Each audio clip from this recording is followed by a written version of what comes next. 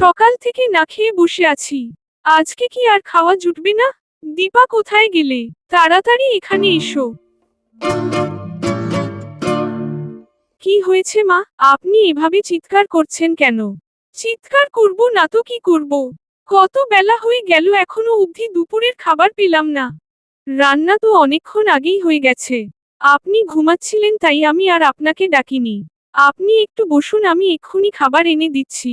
হ্যাঁ, তাড়াতাড়ি যাও। তুমি তো জানো আমি বেশিক্ষণ না খেয়ে থাকতে পারি না। দীপা রান্না ঘরে চলে যায় খাবার আনতে। এদিকে দীপার শাশুড়ি নির্মলা ভাবতে থাকে কিভাবে দীপাকে জব্দ করবে। নির্মলা দীপাকে একদম পছন্দ করত না, আর সব সময় দীপাকে কথা শোনাতো। কিন্তু দীপা নির্মলার কথায় পাত্তা দিত না। দীপার স্বামী মুরলী সারাদিন খেতে কাজ করত, আর দুপুরবেলায় দীপা তাকে খাবার দিয়ে আসতো। কি ব্যাপার, আজকে এত দেরি হলো খাবার আনতে? কি আর করব, তোমার মাকে তো জানো সব সময় কিছু না কিছু নিয়ে পড়েই থাকে, তাই একটু দেরি হয়ে গেল। রোজ রোজ তোমাদের এই ঝামেলা শুনতে আমার আর ভালো লাগে না। সেটা তোমার মাকে গিয়ে বলবে। সব সময় আমার পিছনে লাগলে আমিও কিন্তু ছেড়ে কথা বলবো না। ঠিক আছে, তুমি এখন বাড়ি যাও। ক্ষেতের কাজ সেরে মুরলী বিকেলে বাড়ি ফিরত।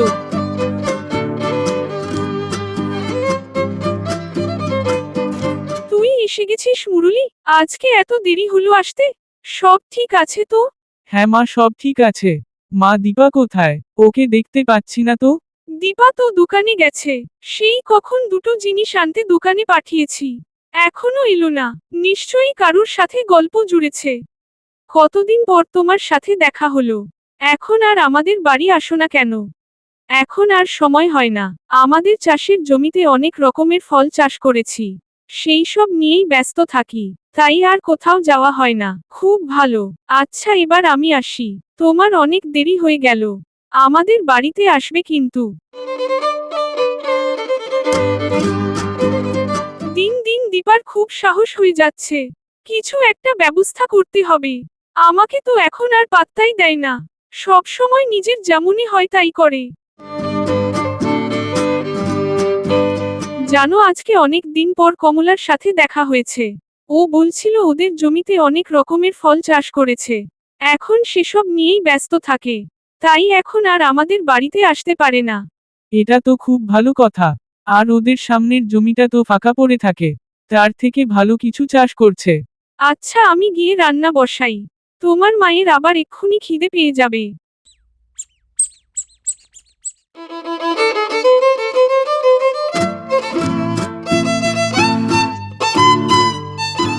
শোনো দীপা, কালকে আমার দাদা আসবে। তোমাকে কিন্তু ভালো ভালো রান্না করতে হবে। কেন মা, আপনার দাদা আসবে তাহলে রান্না তো আপনাকেই করতে হবে। কি বললে তুমি? আমাকে রান্না করতে হবে? তুমি থাকতে আমি কেন রান্না করব? আমি রান্না করলে তো আপনার পছন্দ হয় না, তাই আপনার দাদাকে নিজেই ভালোভাবে রান্না করে খাওয়াবেন। দীপা, তোমার কিন্তু দিন দিন খুব সাহস হয়ে যাচ্ছে। আমার কোনো কথাই শোনো না। তোমরা এবার চুপ করো। রোজ রোজ তোমাদের এই ঝামেলা শুনতে আমার আর ভালো লাগে না। কালকে সকালে এই নিয়ে কথা বলবে। এখন সবাই ঘুমাতে যাও।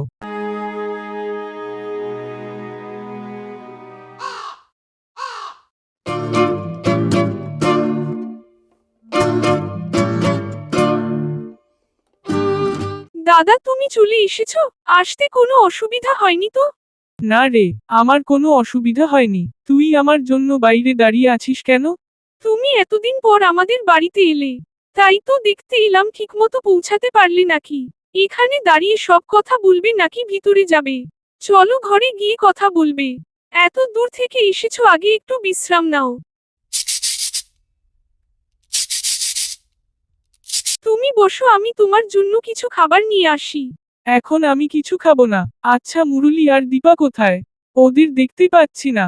বাড়িতে নেই নাকি? মুরলী তো ক্ষেতের কাজে গেছে, আর দীপা হয়তো এদিক ওদিক কোথাও ঘুরে বেড়াচ্ছে। হ্যাঁ, আমি তো সারাদিন শুধু এদিক ওদিক ঘুরি। আর বাড়ির সব কাজ আপনি করেন তাই না? আরে দীপা, তুমি এতক্ষণ কোথায় ছিলে? আসার পর থেকে তোমাকে দেখতে পাইনি, তাই নির্মলাকে তোমার কথা জিজ্ঞেস করছিলাম। দেখলে তো দাদাও কিভাবে আমার সাথে কথা বলল। আমাকে একটুও সম্মান করে না। এই বাড়িতে আমার আর কোনো দাম নেই। আপনি আগে সম্মান করতে শিখুন, তারপর দেখবেন সবাই আপনাকে সম্মান করবে। আপনার কি মনে হয় আপনি যা ইচ্ছা বলবেন আর আপনাকে কেউ কিছুই বলবে না? আরে তোমরা দুজনে ঝগড়া থামাও। দীপা তুমি যাও, আমার জন্য একটু জল নিয়ে আসো। দেখেছো দাদা আমার সাথে কেমন খারাপ ব্যবহার করে। মুরুলিও ওকে কিছু বলে না। এসব কথা এখন থাক। আচ্ছা মুরুলি কখন আসবে? মুরুলি দুপুর বেলায় খেতে আসবে। আমি ওকে বলেছি আজকে যেন বাড়িতে এসে সবার সঙ্গে একসাথে খায়। দীপা আজকে রান্নাগুলো খুব ভালো হয়েছে। অনেকদিন পর এমন সুস্বাদু খাবার খেলাম। আর এমন কি, এর থেকে অনেক ভালো রান্না পারি আমি। তুমি তো আগে আমার রান্না খেয়েছো দাদা। এতই যদি ভালো রান্না করতে পারেন তাহলে আজকের রান্নাটা আপনি করলেন না কেন? আমি তো আপনাকে বলেছিলাম আজকে রান্না করতে। আচ্ছা ঠিক আছে, তোমরা এখন যাও। আমি এখন ঘুমাবো। ঠিক আছে দাদা, তুমি একটু বিশ্রাম নাও। আমরা যাই আমাদের কাজ করি। মুরুলি বাবু, আমার দুদিনের মধ্যে 5 বস্তা চাল লাগবে। আপনি ব্যবস্থা করতে পারবেন তো? হ্যাঁ হ্যাঁ নিশ্চয়ই, আমি সময় মতো আপনার বাড়িতে চাল পাঠিয়ে দেব।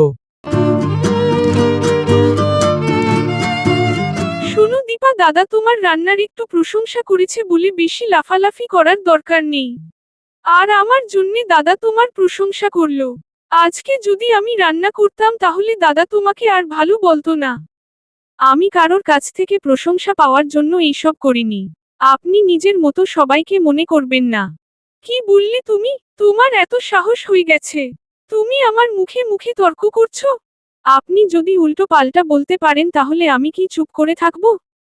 আপনি কি এখন আমার সাথে ঝগড়া আমার তো কিছু করার নেই। কি এখন আমার আবার এই শাশুড়ি বউয়ের ঝামেলা শুরু হলো মনে হয়। দেখি গিয়ে কি নিয়ে আবার ঝামেলা করছে। নির্মলা, দীপা কোথায় গেলি? এদিকে আয় দুজনে। কি হয়েছে দাদা? তোমার কি শরীর খারাপ করছে? না আমার কিছু হয়নি, কিন্তু তোরা কি শুরু করেছিস? তোদের জ্বালায় একটু শান্তিতে ঘুমাতেও পারবো না। এটা তো রোজই হয়। কোনো কিছুতেই আপনার বোনের শান্তি নেই। নির্মলা, আমি যখন থেকে এসেছি তোকে দীপার সাথে খারাপ ব্যবহার করতেই দেখছি। ও তো সবকিছু ঠিকঠাক মতো করছে, তাও তুই ওর সাথে এরকম করছিস কেন?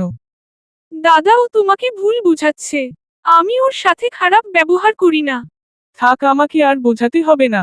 সবকিছুই আমি দেখতে পাচ্ছি। কি হচ্ছে এখানে? আবার তোমরা নিজেদের মধ্যে ঝামেলা করছো। তোমাদের জ্বালা এবার বাড়ি ছেড়ে চলে যেতে হবে।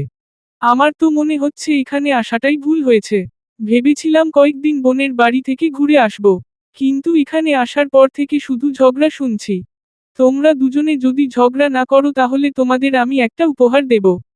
এবার ভেবে নাও, ঝগড়া করবে নাকি উপহার নেবে।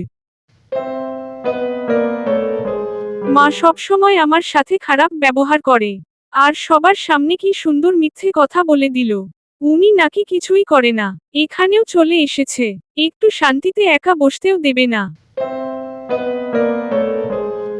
তোর কি মনে হয় মুরুলি ওরা নিজেদের মধ্যে এখনো ঝামেলা করবে? ওদের আমি আগেও অনেকবার বুঝিয়েছি, কিন্তু কোনো লাভ হয়নি। তুমি কি এখন আমার ঝামেলা করলে আমার তো কিছু করার নেই। এখন আমার ওই আবার শুরু হলো। এদের নিয়ে এবার আমি পাগল হয়ে যাব। চলো গিয়ে দেখি কি নিয়ে ঝামেলা করছে। না না, আপনি তো কিছুই করেন না। আমি তোমাকে জানার মতো ভালো মানুষ আর একটাও নেই। কথা বাবা মুরুলি, আমি আর এখানে থাকতে পারবো না। এত ঝামেলা অশান্তি আমার একদম ভালো লাগে না। তোমার বউ আর মাকে তুমিই সামলাও। আপনি সব সময় ইচ্ছে করে ঝামেলা করেন। তোমার খুব সাহস হয়ে গেছে। বুঝি না।